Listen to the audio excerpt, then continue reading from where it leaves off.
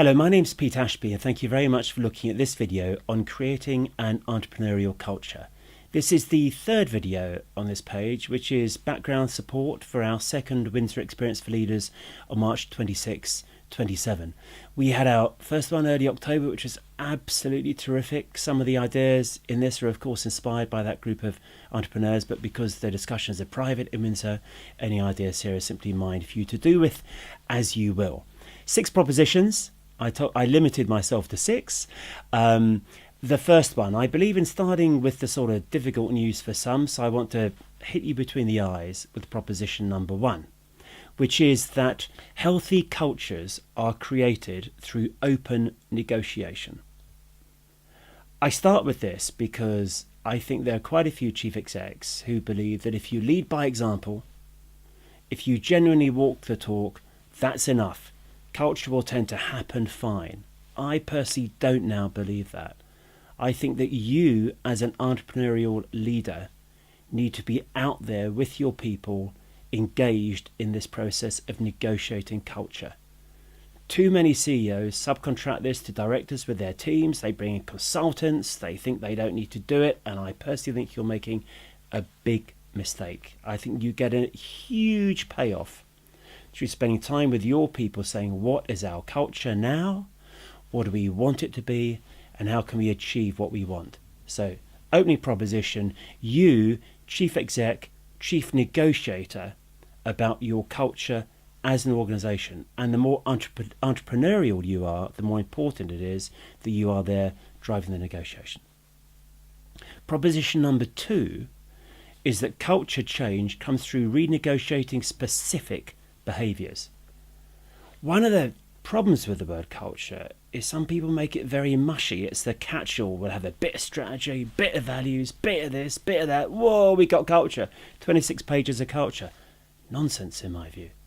Culture is about people who work for you and with you saying, we do it like this because that works, that doesn't. And you say, okay guys, how can we change that? I learned this some years ago when I was working with a large retail organisation, very hungry as you've got to be in retail to survive nowadays. Some very impressive young buyers in their team, absolutely amazing. Talk about hungry, just something else.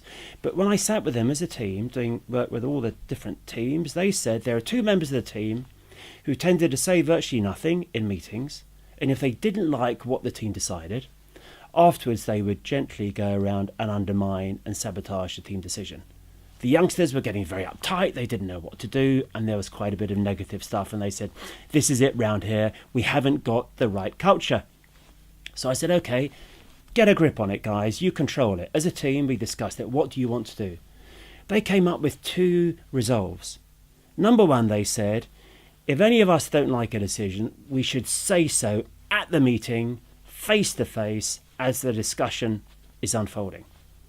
But then they said number 2, if you don't like a decision that's taken and you didn't say anything, you kept your head down, then you are under an obligation within 24 hours to go and say something face to face to that person who's taken that decision forward. And if you can't actually see them face to face, you pick up the phone and tell them so they hear your voice. I thought, great, okay guys, let's see if you can live this. When I went back 3-4 weeks later, one of them had put these on cards. There are 2 action points. They had them in their breast pockets, in their trouser pockets. They had them on them. And they were full of the fact that they were now doing this. And boy, had it made a difference. It was difficult for some. Some people found it difficult to be brave, to say difficult things, but they were doing it and they felt re-energized by it. And what really struck me then, and has stayed with me ever since, is that if a team take on a specific behaviour and change that, a whole number of things will improve around that. When they tackle a habit that they know to be a bad habit and re-empower themselves by renegotiating the habit, their whole culture moves on and the entrepreneurial freedoms around it are that much richer and stronger. And that leads on to my 3rd proposition that I want to put to you, which is this. New freedoms for teams that go beyond the standard need to be part of your dialogue about culture. One of my personal, hobby horses about culture is it can easily become a bit of a control thing for HR and consultants who say use it to change the way people are. I say if you're an entrepreneur, it's not a control thing, it's a freedom thing. You should be saying to your people, look guys, we set the standard, whether it's the sort of feedback we want from customers, how we behave towards each other, what quality standard we expect in this part of the product process, whatever it might be, we set the standard. Once your team is achieving that and going beyond the standard, then within our culture, we want you to have more freedom. We want you to follow your gut and say, I have a hunch, I'm going to try this out. You then are the people who can just go with it. We back you because we know you beat the standard. We back you because you have track record, you have form. And you then get the benefits of having form, which is your entrepreneurial instincts can come to the fore and you can go for it. So I say to you very keenly, make your entrepreneurial commitment to an entrepreneurial culture one about growing a sense of standards across your organisation when those who beat the standard are able to let their own entrepreneur loose and try things out. And they know as entrepreneurs, that you fail to succeed. As you learn, you get something's wrong, you constantly modify, you constantly innovate. It is a process all the time anyway. So you're helping underline the principles of the process of innovation. Proposition number 4. If you are a non-owning entrepreneur and you maybe are relatively recent in your post as a CEO and the organisation's been there for many years, your maximum impact as an entrepreneurial leader is beyond your top team, out there renegotiating culture with your people. I put it like this because I think a lot of CEOs find it quite cosy to try and discuss this with their top team and hope your top team will cascade it down. I think you massively underestimate the impact of you as CEO with different teams, using certain phrases that are yours that capture who you are and how you like to work. A chief exec who's able to say to a team, I sometimes think 9 out of every 10 of my new ideas are crap ideas, but for the 10th one, which is a good one, boy, it was worth getting the 9.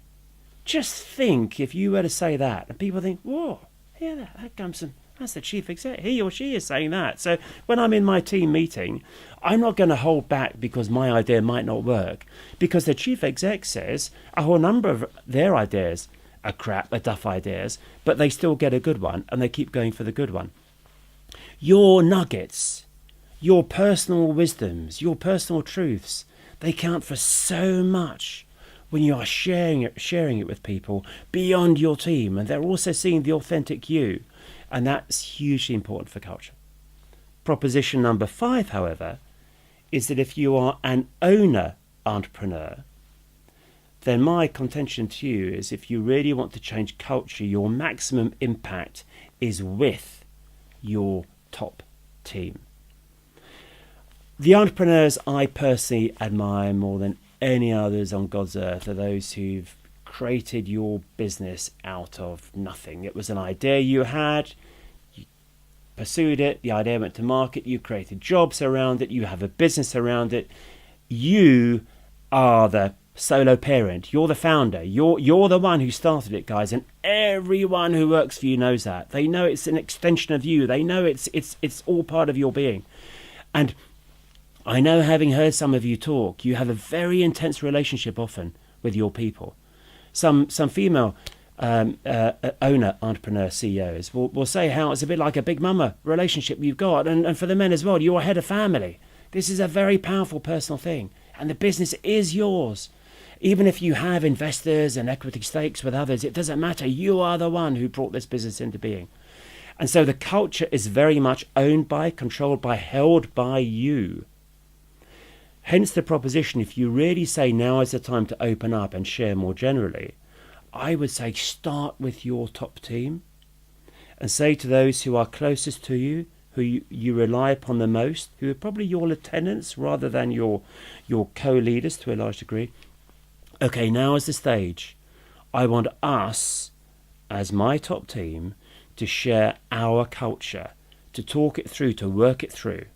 And then I want us to go across the organisation and say, okay, all of us now, let us open this up and have this dialogue, have these conversations, and make this truly ours. Of course, the bulk of it will be yours, as it should be, because you inspired the business.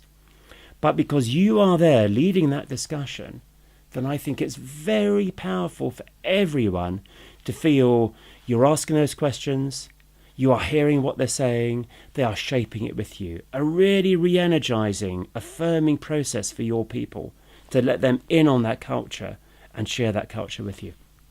Sixth and final proposition for you as an entrepreneur, which is make sure, please, that when you've gone through this process, you've set some standards, you've given freedoms to your people who beat the standards, that you find ways of refreshing and renewing your culture as entrepreneurs.